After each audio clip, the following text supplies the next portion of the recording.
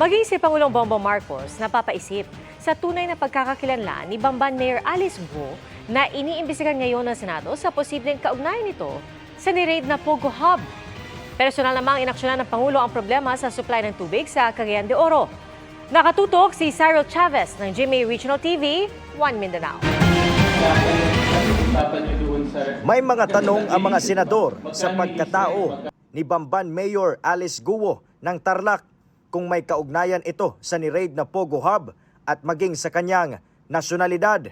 Ngayon, maging si Pangulong Bongbong Marcos may mga tanong na rin. Sa Cagayan de Oro City, sinabi niyang dapat itong imbestigahan. Dahil rinade natin yung sa Bamban at nakita natin yan, makita yung mga dokumento, nakinig-question ngayon natin yan kung talagang totoo itong mga ito at saka paano siya tumakbo ng mayor.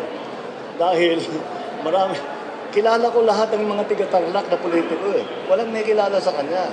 Kaya nagtataka kami kung saan nanggaling ito, bakit ganito ito, hindi namin malaman. Kaya kailangan talagang imbestigahan. Isa sa malaking problema ngayon sa Cagayan de Oro ang tungkol sa tubig matapos putulin ng Cagayan de Oro Bulk Water Supplier Incorporated o COBI ang supply ng tubig sa lungsod.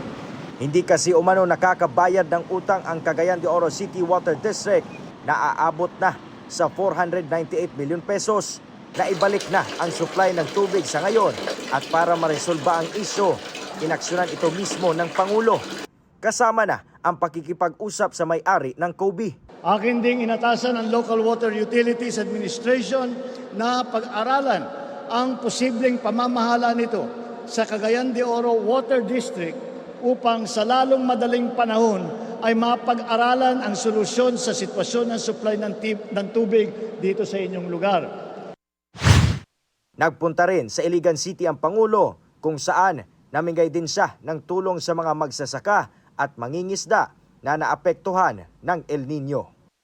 Mula sa GMA Regional TV 1 Mindanao, Cyril Chavez, nakatutok 24 oras.